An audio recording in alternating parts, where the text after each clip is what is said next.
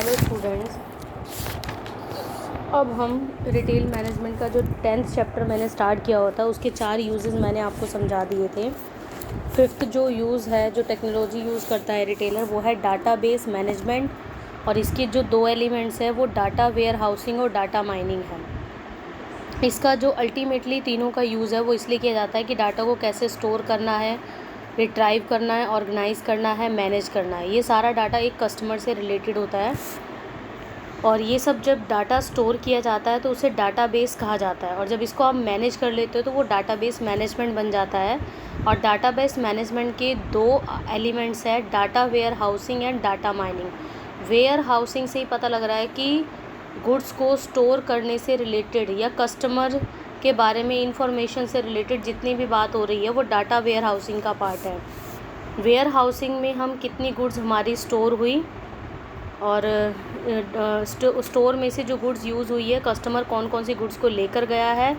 तो sales clerk जो है कस्टमर लॉयल्टी कार्ड को स्वाइप करता है, जितनी भी इंफॉर्मेशन है रिगार्डिंग द कस्टमर, उसकी एज, उसका साइज़, प्रेफरेंस, प्रीवियस परचेज़ उसका क्या था, मोड ऑफ पेमेंट क्या थी, ये सारी इन्फॉर्मेशन वो जो है रिकॉर्ड करके रख देता है। डाटा माइनिंग में हम कस्टमर के बारे में जो इन्फॉर्मेशन है फॉर अ स्पेसिफिक पर्पज़ के लिए ही करते हैं। इसमें कस्टमर रिलेशनशिप मैनेजमेंट को मेन ध्यान दिया जाता है। एक सेगमेंट बना दिया जाता है, मार्केट सेगमेंट। फिर डाटा को एनालाइज़ करना, कस्टमर के बिहेवियर को चेक करना, ये देखना है कि कस्टमर जो के लिए जो है सेल्स का मेन ऑब्जेक्टिव क्या है, कैंपेन तैयार करना, ये सारे काम जो है डाटा माइनिंग में आता है। बार कोड टेक्नोलॉजी, आपको पता है जनरली जब हम शॉपिंग करने जाते हैं तो वहाँ पर काउंटर पर जहाँ आप पेमेंट करते हो वो क्या करता है कि बार कोड स्कैनर से उस गुड्स के ऊपर जो एक चिप लगी होती है उस पर एक लंबी लंबी लाइंस होती है स्टैंडिंग ऑर्डर में, उसको स्कैन करता है। उसको स्कैन करने से सिस्टम अपने आप उठा लेता है कि वो जो है उसकी पूरा रिकॉर्ड कि कंपनी का नाम क्या है, कंट्री कोड क्या है, कंपनी कोड क्या है, प्रोडक्ट का कोड क्या है, डिजिट को चेक कर लेता है, तो उससे बिल ऑटोमेटिकली जनरेट हो जाता है। तो ये बार कोड टेक्नोलॉजी है।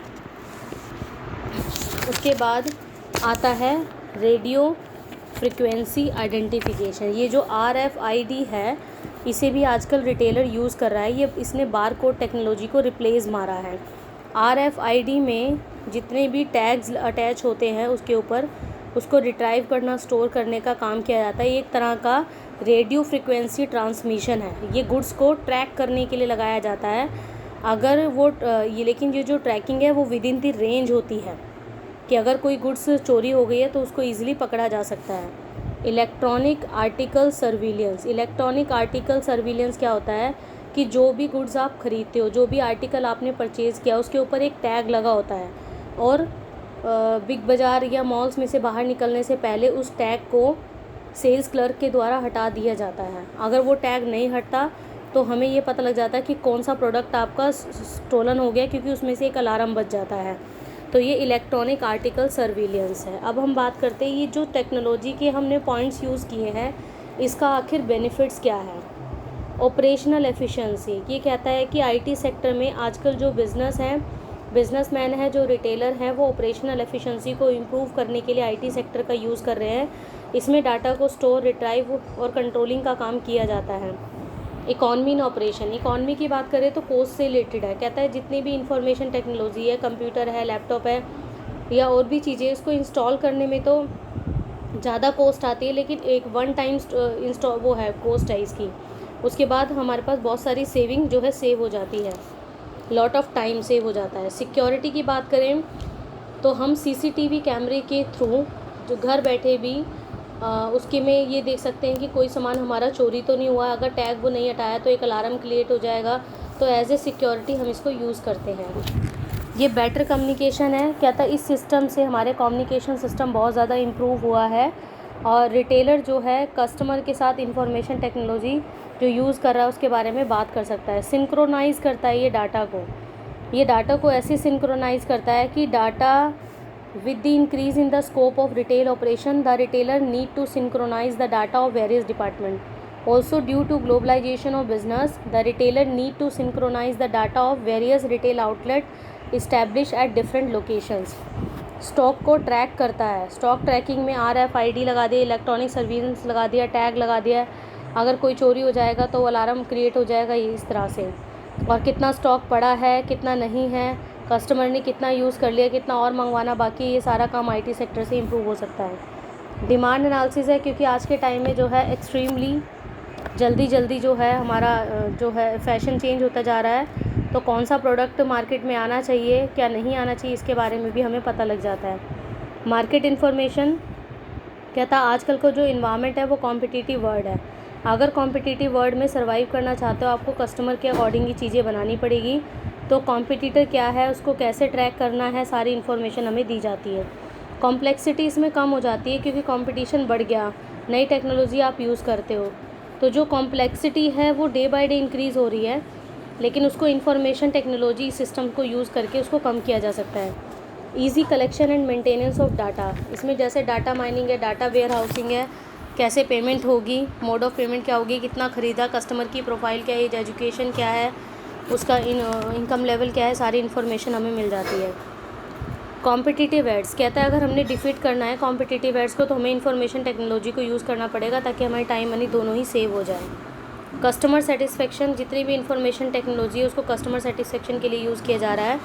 रिटेलर जब अपनी एक वेबसाइट बना लेता है, अगर उससे कुछ नहीं पसंद आता तो विदिन कुछ 7 डेज़ उसको रिटर्न कर सकते हो। इंक्रीज़ इन रेवेन्यू, कहते हैं रेवेन्यू कैसे बढ़ रहा है, मतलब इनकम कैसे बढ़ रही है, क्योंकि नई से नई टेक्नोलॉजी के यूज़ करने से सेल्स को ईजिली प्रमोट किया जा सकता है, और बाय 1 गेट 1 का ऑफ़र देकर भी ऐसा किया जा सकता है। डिफरेंट वेबसाइट्स के थ्रू भी आप अपनी इनकम कमा सकते हो। इतने सारे प्लस पॉइंट होने के बाद भी इसके कुछ ना कुछ ड्रॉबैक रहे थे। हाई कॉस्ट, क्योंकि मैंने कहा ना 1 टाइम इंस्टॉलिंग सिस्टम है, तो एक बार पैसा तो आपको लगाना ही पड़ेगा, तो ह्यूज कॉस्ट आती है, लेकिन वो रिकवर हो पाएगी नहीं हो पाएगी। मान लो अगर आपके पास अच्छे एफिशिएंट स्टाफ नहीं है, तो वो कॉस्ट आपकी कवरअप नहीं हो पाएगी। आपको एक ट्रेंड स्टाफ की ज़रूरत होती है, क्योंकि मैनुअली नहीं, इसमें मशीन से काम किया जाता है। ऑब्सोलेंस है टेक्नोलॉजी का, क्योंकि नई नई इनोवेशंस होती रहती हैं, तो ये ऑब्सोल्यूट फैक्टर है एक। रेसिस्टेंस फ्रॉम एग्जिस्टिंग वर्कफोर्स, कहता है जो पहले वाले वर्कर और एम्प्लॉयज़ काम कर रहे थे वो नाराज़ होकर चले जाते हैं, क्योंकि मैनुअली उनसे काम ना लेकर मशीन्स के थ्रू लिया जाता है, इसलिए स्टाफ रेजिस्ट हो जाता है इतनी बड़ी बिग चेंजेस की वजह से। रीऑर्गेनाइजेशन ऑफ ऑर्गेनाइजेशनल स्ट्रक्चर, कह रहा है कि इंफॉर्मेशन टेक्नोलॉजी के आने से हमने ऑर्गेनाइजेशन स्ट्रक्चर को रीऑर्गेनाइज़ किया है, लेकिन कई बार ये जो टेक्नोलॉजी है वो फिट नहीं बैठती हमारे ऑर्गेनाइजेशन स्ट्रक्चर से, इसलिए बहुत सारी प्रॉब्लम अराइज़ हो जाती है। तो ये कुछ ऐसे डिसएडवांटेजेस थे हमारे इंफॉर्मेशन टेक्नोलॉजी इन बिज़नेस के। इसमें जो इम्पॉर्टेंट क्वेश्चंस बनते हैं, एक तो मैंने आपको असाइनमेंट में दे ही रखा है।